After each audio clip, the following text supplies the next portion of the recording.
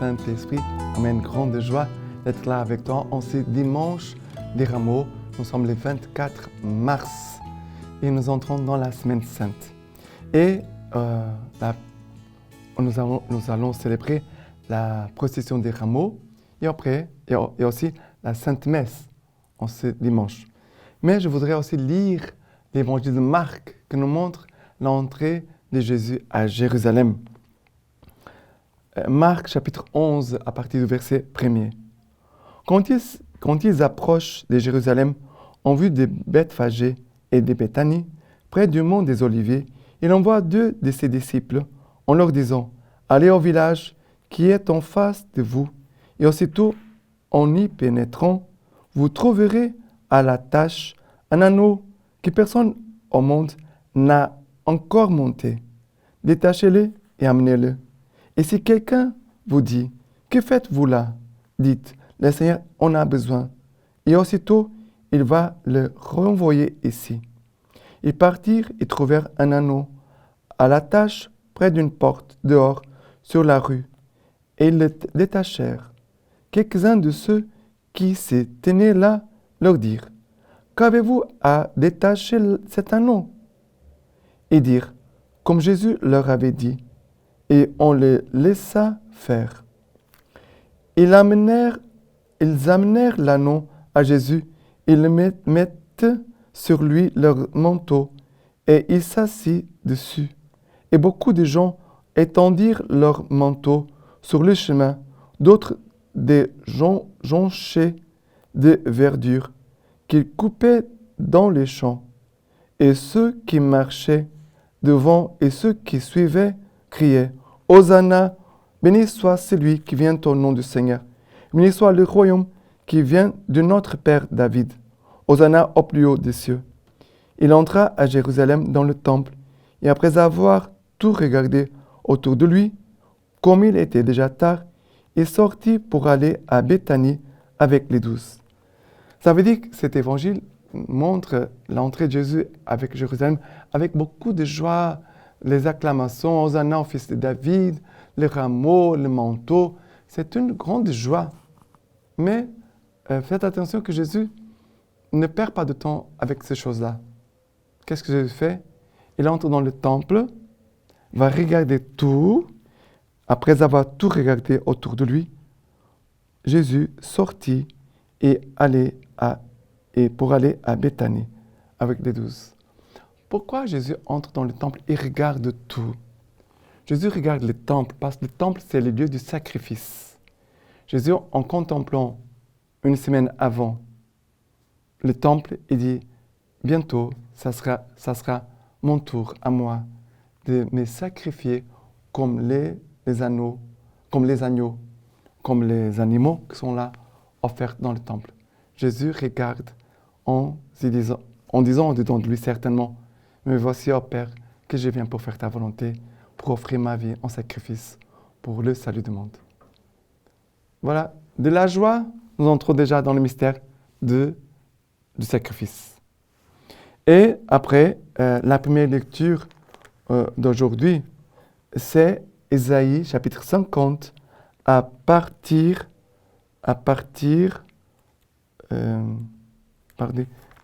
Ésaïe chapitre 50 à partir du verset 4. Le Seigneur Dieu m'a donné une langue de disciples pour que je sache apporter à l'épuisé une parole de réconfort. Il éveille chaque matin, il éveille mon oreille pour que j'écoute comme un disciple. Le Seigneur Dieu m'a ouvert l'oreille et moi, je n'ai pas résisté. Je ne me suis pas dérobé.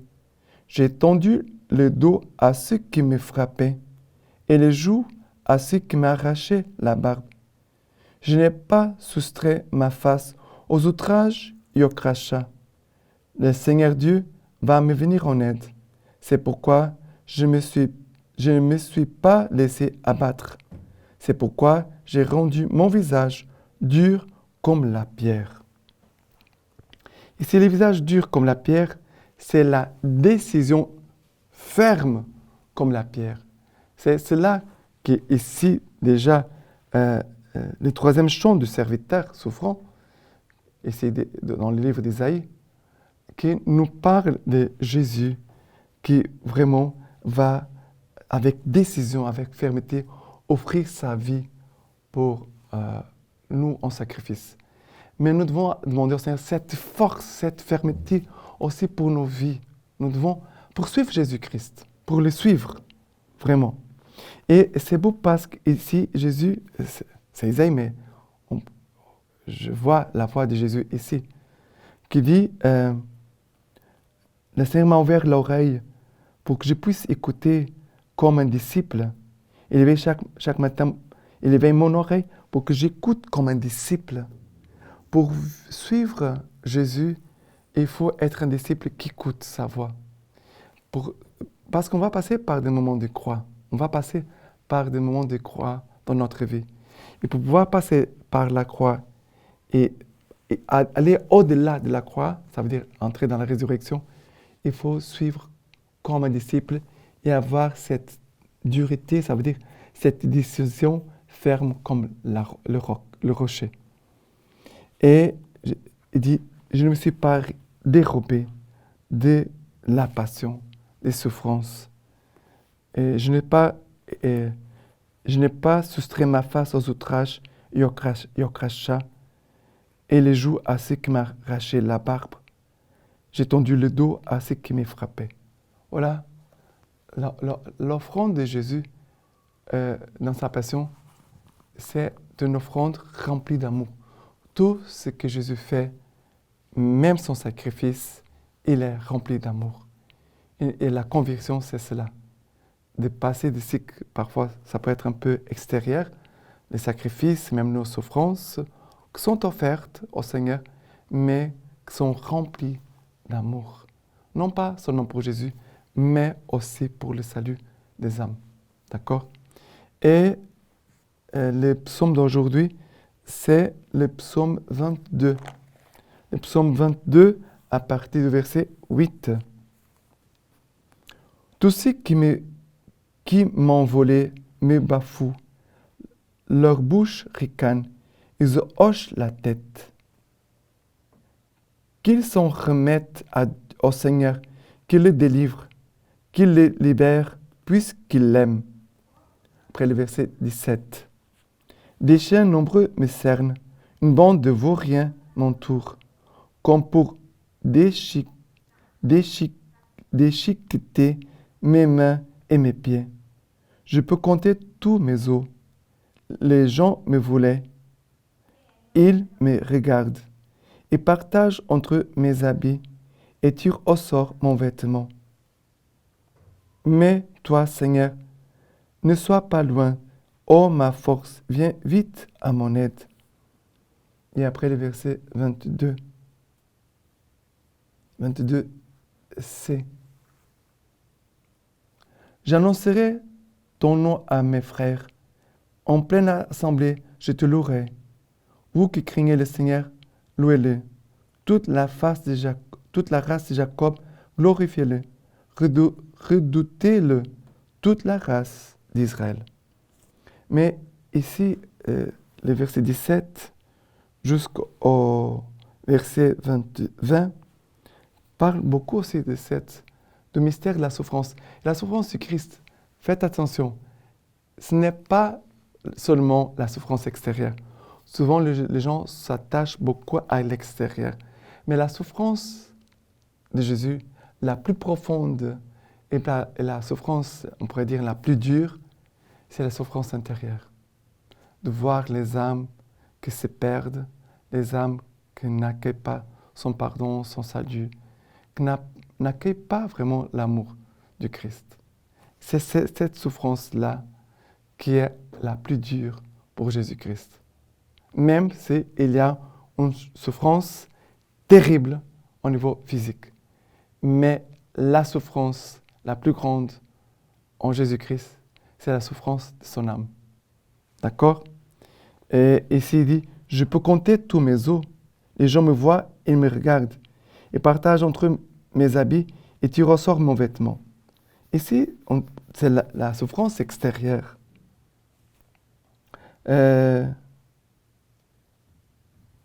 le Seigneur, mais toi, Seigneur, ne sois pas loin.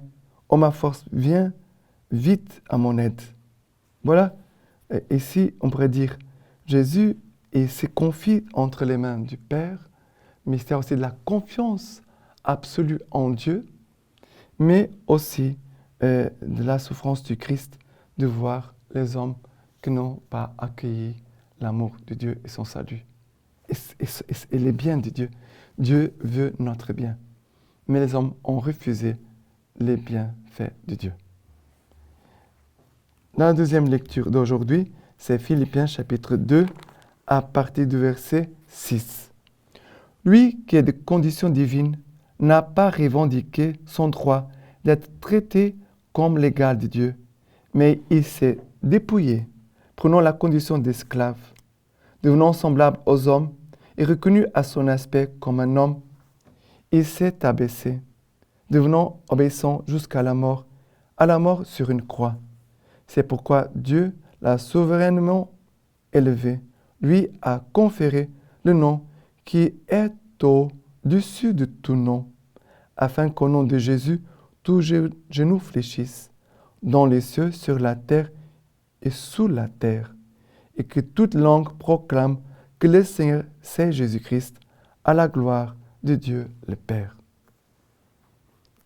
Jésus s'est dépouillé, prenant la condition d'esclave, devenant semblable aux hommes, reconnu à son aspect comme un homme, et s'est abaissé encore. Il s'est dépouillé, prenant la condition d'esclave. Jésus descend et s'est abaissé, devenant obéissant, jusqu'à la mort et mort sur la croix. Jésus qui s'abaisse pour venir chercher l'homme qui a chuté, l'homme qui est par terre, l'homme qui est tombé. Jésus descend pour nous élever, pour nous diviniser, on pourrait dire comme ça. Mais que le Seigneur puisse nous aider aussi à descendre. Nous tous, on a besoin de faire un chemin de descente pour pouvoir vraiment, après, de monter avec Jésus ressuscité. D'accord? Mais que Jésus, vraiment, lui qui est le Seigneur pour la gloire, à la gloire de Dieu le Père, il n'abandonne pas son Église, il n'abandonne pas ses enfants.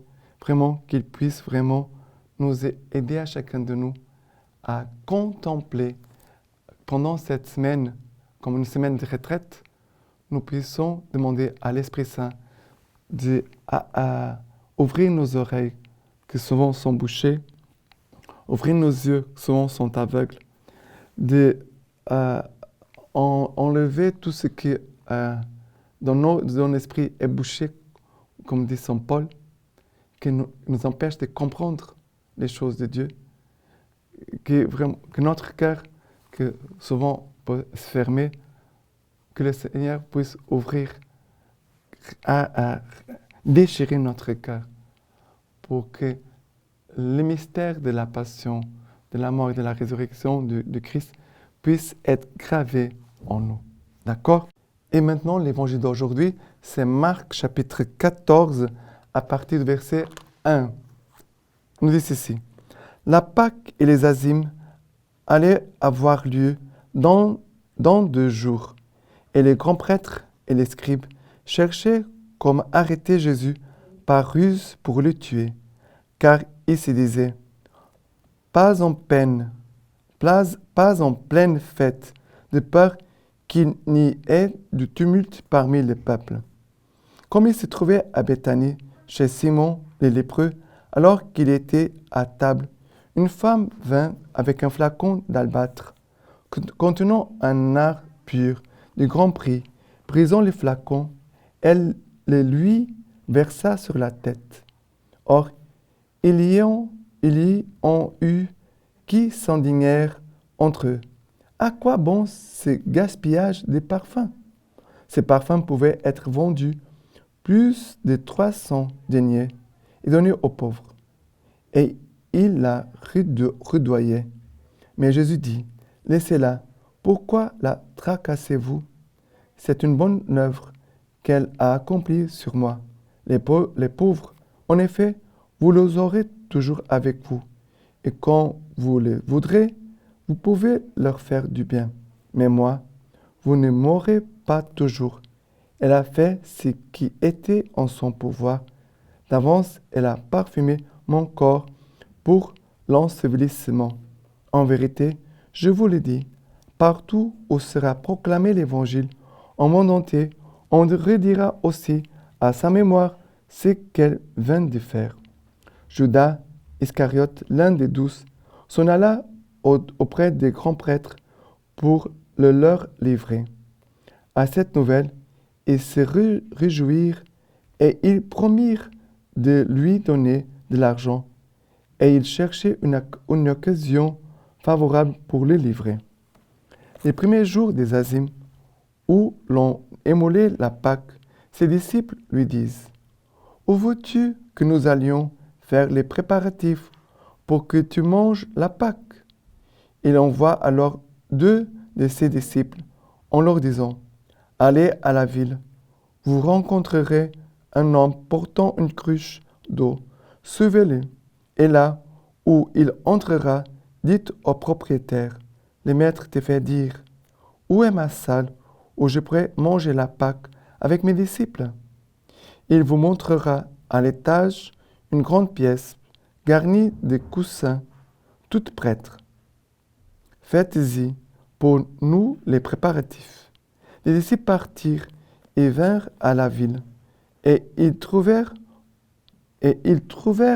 comme il leur avait dit, et ils préparèrent la Pâque.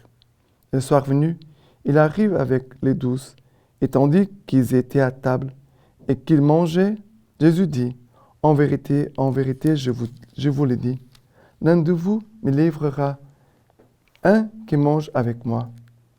Ils devinrent tout tristes et se mirent à lui dire, l'un après l'autre, serait-ce moi?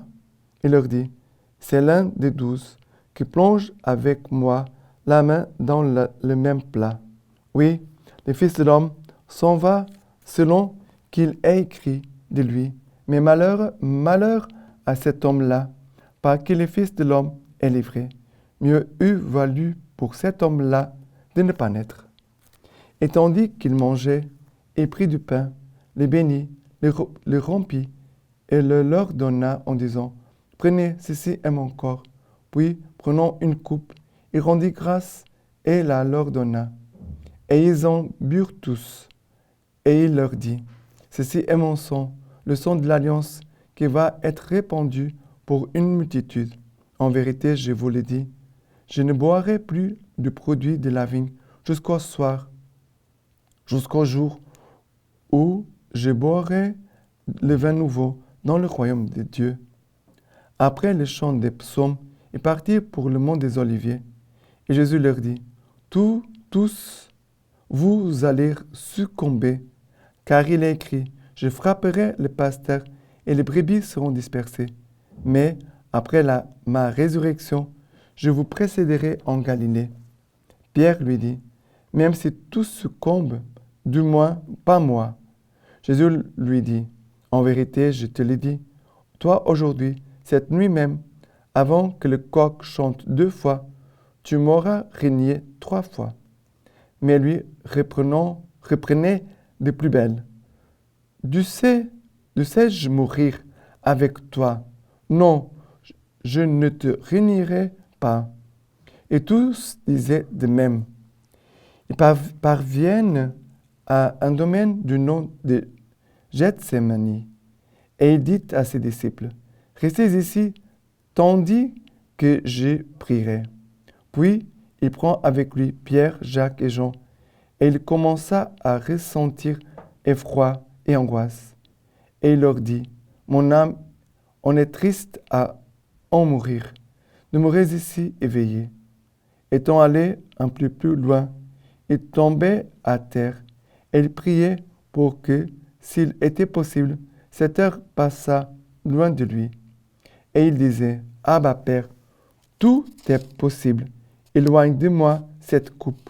Pourtant, pas que je veux, mais ce que tu veux. » Il vient et les trouve en train de dormir. Et il dit à Pierre, « Simon, tu dors? Tu n'as pas eu la force de veiller 1 heure? Veillez et priez, pour ne pas entrer en tentation. L'esprit est ardent, mais la chair est faible. Puis il s'en alla de nouveau et pria en disant les mêmes paroles. De nouveau il vint et les trouva endormis, car leurs yeux étaient alourdis, et ils ne savaient pas qui lui répondre. Une troisième fois, il vient et leur dit, « Désormais, vous pouvez dormir et vous reposer. C'en est fait. L'heure est venue. Voici que le Fils de l'homme va être livré aux mains des pécheurs. Levez-vous, allons, voici que celui qui me livre est tout proche. » Et maintenant, je vais faire un saut dans la lecture et je vais déjà entrer au chemin de croix. C'est chapitre 15 à partir du verset 20. Ils le mènent dehors afin de le crucifier. Et ils requièrent pour porter sa croix Simon de Cyrène, le père d'Alexandre et de Rufus, qui passait par là, revenant des champs. Et ils amenèrent Jésus au lieu dit Golgotha, ce qui s'y traduit lieu de crâne. Et ils lui donnaient du vin parfumé de myrrhe, mais il n'en prit pas. Puis il le crucifie et se partage ses vêtements, en tirant au sort ce qui reviendrait à chacun. C'était la 3e heure, quand ils le crucifièrent. L'inscription qui indiquait le motif de sa condamnation était libellée, le roi des Juifs. Et avec lui, il crucifie 2 brigands, l'un à sa droite et l'autre à sa gauche.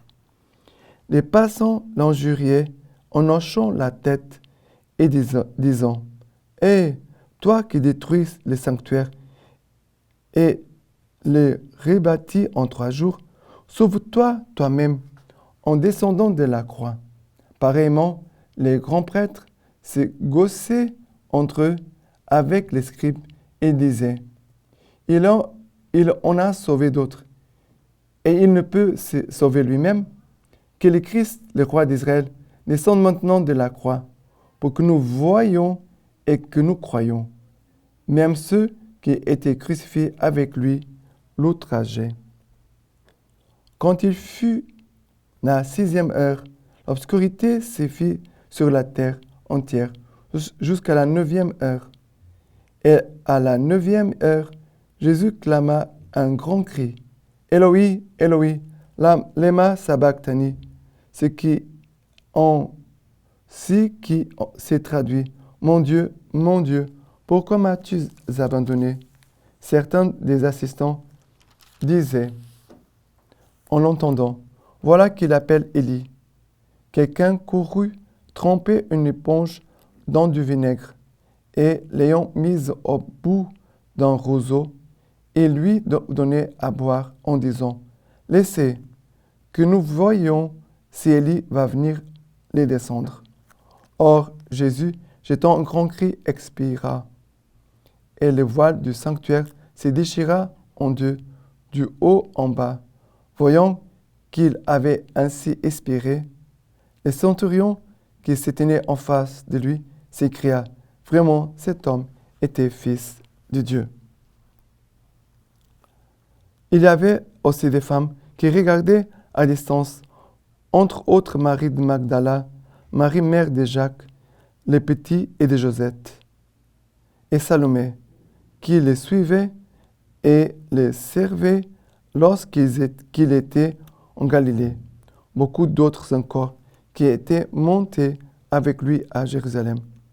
Déjà le soir était venu, et comme c'était la préparation, c'est-à-dire la veille du sabbat, Joseph d'Arimathie, membre notable du conseil, qui attendait lui aussi le royaume de Dieu, s'en vint hardiment trouver Pilate et réclama le corps de Jésus.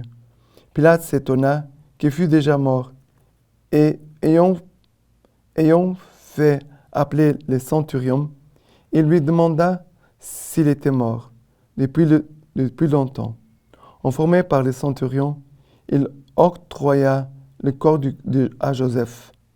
Celui-ci, ayant acheté un linceul, descendit Jésus, l'enveloppa dans le linceul et le déposa dans une tombe qui avait été taillée dans le roc. Puis il roula une pierre à l'entrée du tombeau. Or Marie de Magdala et Marie, mère de Josette, regardaient où on l'avait mis. Et ici, dans ce passage de l'Évangile, ça me touche beaucoup, la femme qui va parfumer le corps du Christ. Et Jésus a dit, laissez-la faire, parce qu'elle fait d'avance, elle a parfumé mon corps pour l'ensevelissement. Et voilà que Jésus va dire, elle va faire une bonne œuvre. Mais vous, qui êtes là en train de dire quel gaspillage, l'argent, vous pourrez donner aux pauvres, Jésus va dire, les pauvres, vous l'aurez toujours avec vous, vous pourrez toujours leur faire du bien, mais à moi, vous ne m'en aurez pas toujours avec vous. Et Jésus, bien sûr, il parle déjà du moment de sa passion, Jésus va mourir, va être vraiment séparé de la vie, de la présence des personnes. Mais Jésus, vraiment, il ici veut communiquer à nous tous cette force d'amour et cette force de vraiment tout en nous doit être centré, tourné vers Jésus-Christ. Et non pas avoir un cas partagé entre Jésus-Christ et les biens de cette terre. Et après, on voit Jésus aussi qui va célébrer l'Eucharistie, l'institution de l'Eucharistie. Voilà que c'est très beau, ce passage, vraiment, où nous voyons que tout, c'est le même mystère qui est présent. Jésus qui célèbre l'Eucharistie, et cette Eucharistie va être consumée au moment de la passion, de la mort sur la croix. C'est le même mystère. L'Eucharistie, célébrée avec les apôtres, c'est l'Eucharistie célébrée sur la croix. C'est Jésus offert pour nous en sacrifice et comme nourriture pour notre âme. Voilà quel amour du Seigneur pour nous. Et la lecture patristique d'aujourd'hui de Saint André de Crète. On dit ceci. Il vient donc en faisant route vers Jérusalem, lui qui est venu du ciel pour nous, alors que nous étions gisant au plus bas, afin de nous élever avec lui, comme l'explique l'Écriture, au-dessus de toutes les puissances et de tous les êtres qui nous dominent, quel que soit leur nom. Alors courons avec lui, qui se hâte vers sa passion, imitons ceux qui allèrent au-devant de lui, non pas pour étendre sur son chemin, comme ils l'ont fait, des rameaux d'olivier, des vêtements ou des palmes. C'est nous-mêmes qu'il faut abaisser devant lui, autant que nous le pouvons, par l'humilité du cœur et la droiture de l'esprit, afin d'accueillir le Verbe qui vient, afin que Dieu trouve place en nous, lui que rien ne peut contenir. Maintenant, je vous laisse la bénédiction par les mains toutes pures de la Vierge Marie. Dieu Tout-Puissant vous bénisse et vous garde, le Père, le Fils et le Saint-Esprit. Amen.